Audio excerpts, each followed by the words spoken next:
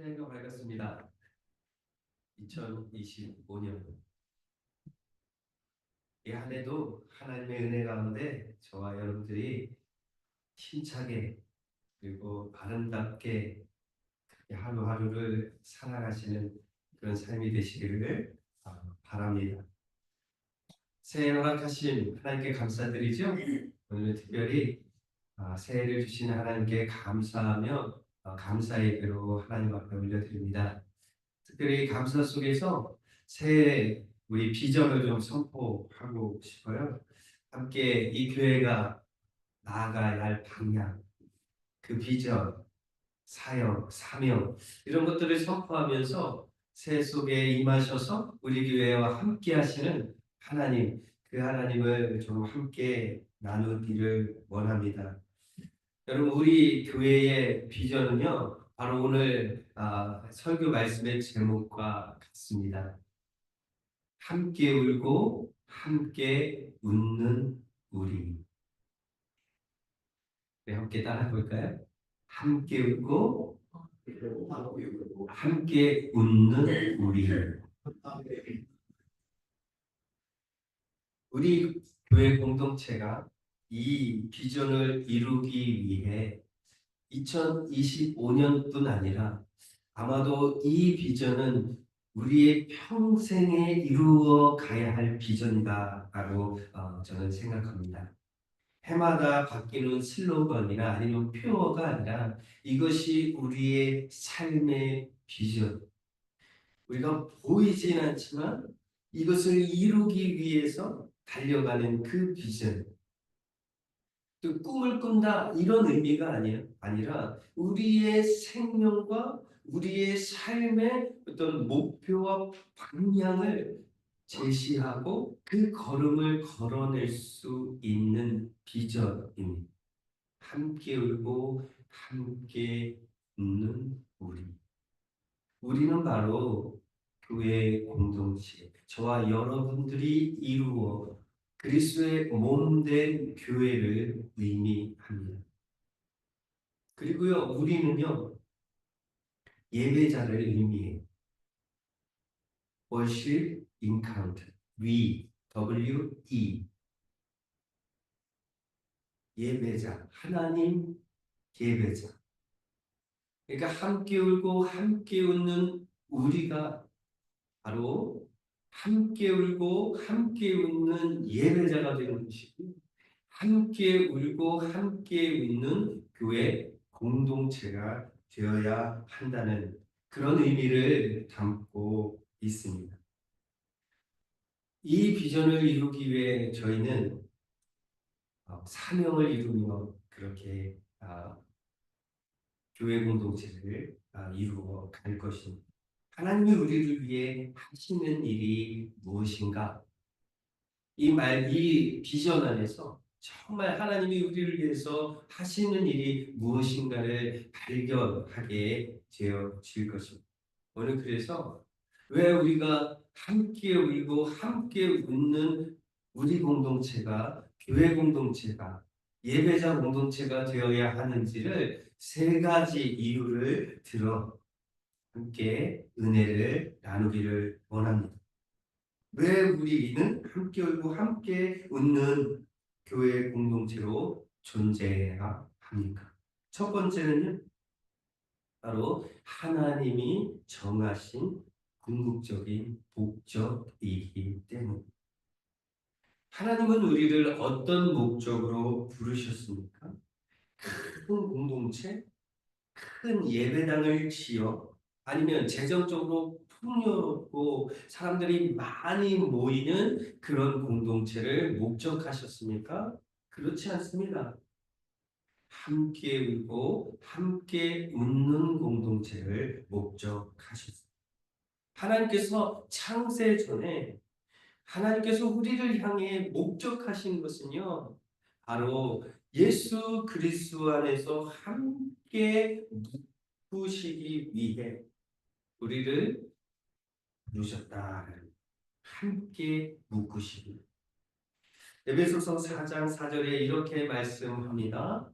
몸이 하나요 성령도 한 분이시니 이와 같이 너희가 부르심에 여러 소망이니까 아니요 한 소망 안에 부르심을 받았는 하나님이 목적하신 것은요 바로 하나 되고 함께 묶여 하나 되는 것이 한 소망. 우리는 예수 안에 함께 묶였습니다. 우리 주님, 우리를 하나 되게 하시기 위해 이 땅에 오셨습니다. 십자가로 하나됨을 완성하셨습니다. 그런데 분열되고 갈라진 교회의 모습을 우리 주님이 보신다라고 하면 주님은 어떤 마음이실까요? 깨진 그런 교회의 모습들을 주님이 바라보시고 그것을 지금 보신다라고 하면 주님의 마음은 얼마나 아파하실까요? 하나님이 목적하신, 하나님이 정하시고 그리고 계획하셔서 만드신 하나됨의 공동체. 그러니까 그것을 이루기 위해 우리는 함께 울고 함께 웃는 우리 공동체가 되어야 합니다. 에베소서 2장 21절에서 22절에 이렇게 고백합니다. 그의 안에서 건물마다 서로 연결하여 이 서로라는 단어가 영어로는 together 함께라는 의미를 갖고 있죠. 같은 의미를 사용합니다. 서로 어떻게 해요? 연결하여 주 안에서 성전이 되어가 너희도 성령 안에서 하나님이 거하실 처소가 되기 위하여 그리스도 예수 안에서 어떻게 해요? 따로따로 지어져 가는 것이 아니라요. 함께 지어져 가는. 저희는요, 다양한 모양으로, 다양한 문화 속에서, 그리고 성장 과정도 다양합니다. 성격도 다양하죠. 우리의 생김새나 모양도 정말 다양합니다. 그러나 하나님 그 안에서 하나 되기를 원하십니다. 왜요? 우리가 함께 지어져 가야 할 하나님이 거하시는 뭐요? 성전이기 때문입니다. 함께 연결되어 있고 함께 지어져 가는 성전이기 때문입니다. 분리될 수 없다라는 말이죠. 분리되면 어떻게 됩니까? 무너지는 것이. 분리될 수 없습니다. 우리는 함께 지어져 가요. 그것이 바로 하나님이 목적하셨습니다. 두 번째는요. 함께 울고 함께 웃는 우리 공동체를 이루어야 하는 이유가 무엇입니까? 그것은 바로 우리가 잘 알듯이 교회 공동체는 사랑의 공동체이기 때문입니다. 하나님의 사랑 안에서 서로 사랑하는 공동체입니다. 그리고 서로 사랑할 때 하나님의 사랑이 세상에 드러난다라고 성경은 우리에게 말씀합니다. 그래서 하나님은 사랑이시다라는 말씀을 우리에게 전해 주시죠. 사랑은요, 어떻게 보면 기독교의 전부입니다. 기독교의 전부가 하나님이듯이 기독교의 전부가 사랑이신 하나님이신 그분 안에서 사랑을 이루어가는 것이 바로 우리가 감당해야 할 사명이다라는 것을 우리는 놓쳐서는 안 될 것입니다. 그런데요, 성경은 사랑 없이는 아무것도 할 수 없다라고 이야기하는데 혹자는 교회가 기독교인들이 사랑 빼고는 다 한다 이런 말들을 할 때가 있어요. 제가 어떤 책을 읽을 때 그 책을 읽으면서 보니까요. 기독교에 정말 사랑이 풍성해야 하는데 사랑 빼고는 모든 것을 한다 이런 글을 제가 읽은 적이 있습니다. 교회가 사랑 빼고 다 한다라는 말은 참 무서운 말입니다. 왜 그렇습니까? 이 말 즉슨 그곳에 하나님이 없다라는 의미가 같기 때문에 그렇습니다. 요한일서 4장 7절에서 8절 말씀입니다. 사랑하는 자들아 우리가 서로 사랑하자. 사랑하는 자들아 우리가 서로 사랑하자. 사랑은 누구에게 속했습니까? 하나님께 속한 것입니다. 사랑하는 자마다 하나님으로부터 나서 누구를 합니까? 하나님을 알고. 이 말씀에 비추어 보면 만약에 사랑하지 않는다, 하나님의 사랑을 잊고 사랑하지 않는다라고 하면 성도들과 함께 울고 함께 웃는 그런 사랑의 공동체를 이루지 못한다라고 하면 우리는 누구를 알지 못하는 것입니까? 하나님을 알지 하는 것입니다. 예, 이 말이 8절에 나오죠. 사랑하지 아니하는 자는 하나님을 알지 못하나니 이는 하나님은 사랑이신. 지금 우리 교회가 필요한 것이 무엇일까요? 저와 여러분들이 필요한 것이 무엇일까요? 무엇을 함께 나누며 무엇을 필요로 해야 합니까? 사랑. 사랑은요, 어떤 것입니까? 사랑은 절대 포기하지 않는 것입니다. 사랑은 자기보다 다른 사람에게 더 마음을 쓰는 것입니다. 사랑은 자기가 갖지 못한 것을 바라지 않습니다. 사랑은 뽐내지 않으며 자만하지 않으며 다른 사람에게 자신을 강요하지도 않습니다. 내가 먼저야 라고 말하지도 않습니다. 화를 내지도 않습니다. 다른 사람의 죄를 꼬치꼬치 따지지도 않습니다. 다른 사람이 비굴하게 볼 때 즐거워하지 않으며 진리가 꼽히는 것을 보고 기뻐하며 무슨 일이든 참으며 하나님을 늘 신뢰하며 언제나 최선을 구하며 뒷걸음질 치지 않으며 끝까지 견디는 것이다 라고 성경은 우리에게 말씀하고 있다는. 그런데 이 말씀을 들으면요 어렵고 힘들다라고 생각하게 되어집니다. 그러나 우리는 포기할 수 없지요. 하나님은 사랑이시기 때문입니다. 그 사랑 안에 우리가 있지 않습니까? 예수 그리스도의 그 사랑이 우리 안에 있지 않습니까? 그러니까요. 이 거대한 사랑을 하나님이 우리에게 말씀하시는 이 사랑을 한 걸음 한 걸음 걸어내시면서 함께 사랑하는 저와 여러분 되길 원합니다. 교회는요, 사랑의 공동체입니다.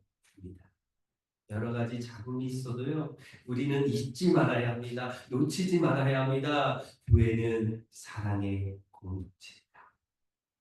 그러니 우리가 가져야 할 비전은요, 우리가 함께 울고 함께 웃는 우리 공동체가 되어야 한다라는 이 비전을 우리는 절대 놓쳐서는 안 됩니다. 요한일서 4장 16절에는 이렇게 고백합니다. 우리 함께 읽어볼까요? 있습니다. 시작. 하나님이 우리를 사랑하시는 사랑을 우리가 알고 믿었는. 하나님은 사랑이시다. 사랑 안에 거하는 자는 하나님 안에 거하고 하나님도 그 안에 거하시는. 믿으십니까? 여러분 이 말씀을 믿음으로 선포하시길 바랍니다. 여기에서는 내가 사랑을 얼마나 많이 하는가, 내가 정말 사랑의 사람인가, 내가 정말 정말 이 사랑하고 싶은데 잘 안 돼. 이런 의미를 담아내기보다 하나님이 기준이 되셔서 그 사랑을 이루어 가신다라는 것을 믿음으로 고백하고 부족한 걸음, 그 걸음을 한 걸음 한 걸음 걸어내자라는 선포이고 고백이고 믿음의 마음이다라는 걸 우리는 놓치면 안 됩니다. 완벽한 사랑을 요구하는 것이 아닙니다. 하나님이 우리에게 주신 그 사랑을 우리가 어떻게 다 이루어 살 수 있겠습니까? 그러나 이 사랑 안에 자라는 과정이 필요하다라는 거예요. 자라는 과정. 무슨 말입니까? 우리가 원하고 우리가 하는 사랑의 방식이 아니라 하나님이 만드시는 하나님이 만드셔서 사랑 만드신 그 사랑 안에 묶여 그 묶임 안에서 걸어내는 사랑의 삶을 살아내는 그런 것을 의미합니다. 그러니 이 사랑은 성령 충만을 의미하기도 합니다. 하나님이 우리 안에 계셔서 우리를 다스리시고 우리를 인도하시고 우리를 붙잡아 주시는 하나님의 그 은혜 아래서 사랑의 걸음을 걸어내시는 저와 여러분 되기를 주님의 이름으로 부탁을 드립니다. 마지막 세 번째는요. 왜 우리가 함께 울고 함께 웃는 우리 공동체를 이루어 살아야 합니까? 그것은요. 바로 우리의 신앙생활이 먼 곳에 있는 사람과 하는 것이 아니라 가장 가까이 있는 사람과 해야 하기 때문입니다. 가장 가까이 있는 사람. 여러분들에게 가장 가까이 있는 사람이 누구예요? 이렇게 같이 앉으신 분들이,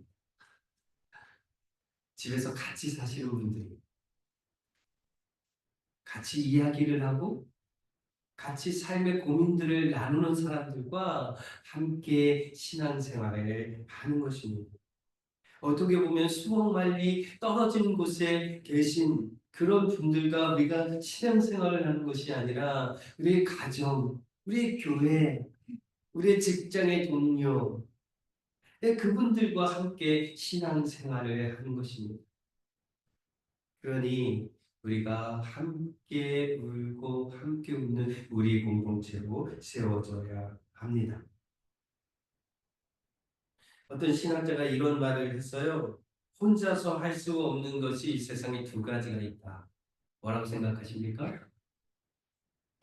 첫 번째는 결혼이래요. 첫 번째는 결혼이고 두 번째는 교회를 이루는 것이다. 라고 말합니다. 그리스도인이 되는 거다라고 말합니다. 혼자 되는 것이 아니라 공동체를 이루어야만 합니다. 두 명 이상 있어야만 가능한 것입니다. 결혼, 그리스도인이 되어 교회를 이루는 것, 그것이 바로 혼자서는 할 수 없는 일입니다. 그래서 성경에서는 교회를 이루는 것, 그 모든 신앙생활을 하는 것을 먼 곳에 있는 사람과 하는 것이 아니라 너와 가장 가까이 있는 사람과 하는 것이다. 혼자 하는 것이 아니라 함께 하는 것이다. 라고 말하고 있어요.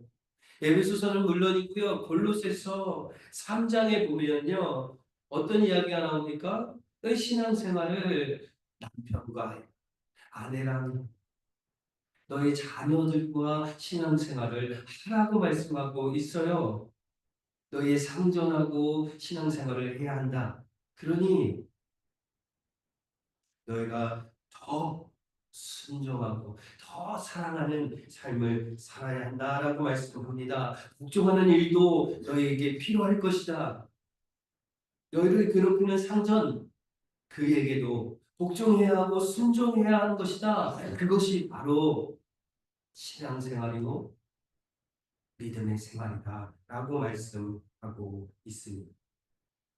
이처럼 세상에는 혼자서 할 수 없는 것들이 있습니다. 함께해야 하고 함께할 때 아름다운 것이 있습니다. 무엇보다도 더 하나님의 공동체를 이룰 때에 혼자 하는 것이 아니라 함께 이루어 가야 할 것입니다. 물론 여러분, 함께 한다는 것, 더불어 한다는 이 일은 갈등과 불편함을 초래합니다. 그러나 여러분, 교회는 혼자 지어져 가는 그런 것이 아닙니다. 혼자 만들어낼 수 없는 공동체예요. 거룩한 성전입니다. 함께할 때 아름다운 것입니다. 함께할 때 불편하지만 하나님의 은혜가 더 깊어지는 그런 공동체가 된다라는 것입니다. 함께 울고 함께 웃는 우리 공동체가 되었으면 참 좋겠습니다. 하나님이 목적하셨기 때문입니다. 교회 공동체는 사랑의 공동체이기 때문에 그렇습니다.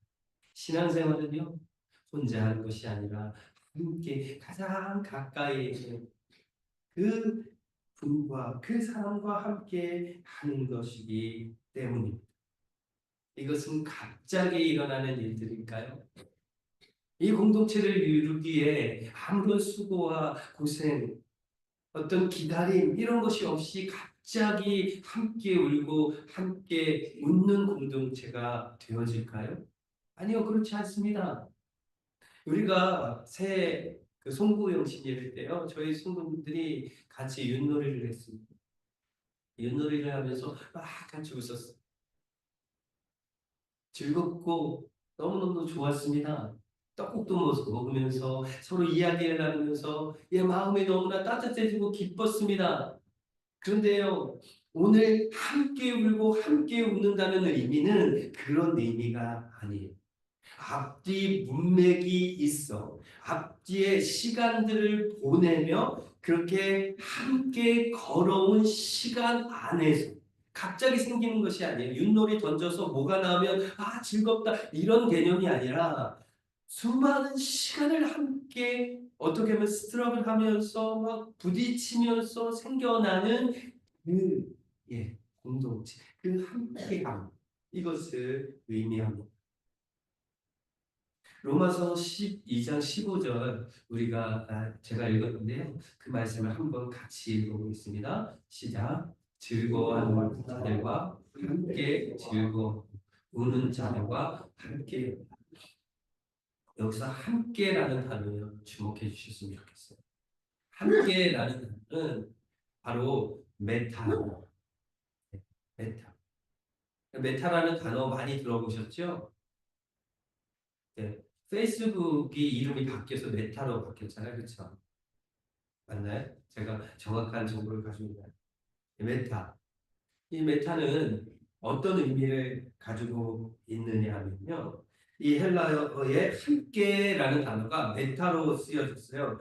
물론 함께라는 단어가 헬라어 속에 이 단어만 있는 것이 아니라 여러 가지가 있습니다. 근데 이 로마서를 쓰는 사도 바울이 이 함께라는 단어에 메타라는 단어를 쓴 이유가 분명히 있습니다. 메타는요, 시간의 흐름 및 공간의 이동을 내포한다는 거예요. 무슨 말입니까? 메타는 서로 다른 존재가 성격도 다르고 삶을 살아온 배경도 다른데 같은 공간 안에서 시간을 보내며 친밀한 관계를 이루어 가는 의미를 담고 있다는 거예요. 메타라는.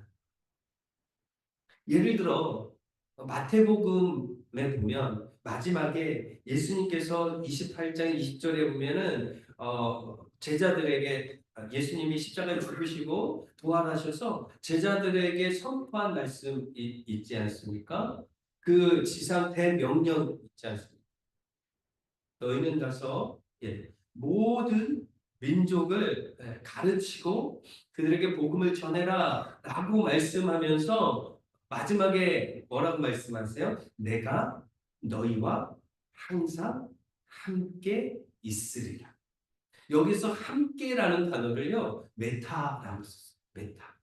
그러니까 예수님께서 그냥 갑자기 나셔서 제자들에게 말씀하신 내용이 아니죠.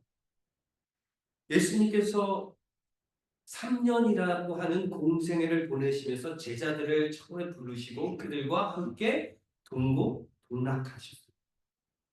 제자들을 알고 제자들이 예수 그리스도를 아는 그런 과정과 친밀함과 서로 그런 과정들이 있었다는 그 과정 속에서 예수님께서 다시 한번 제자들에게 말씀하시는 안에 이 함께라는 단어를 썼다라는 거예요.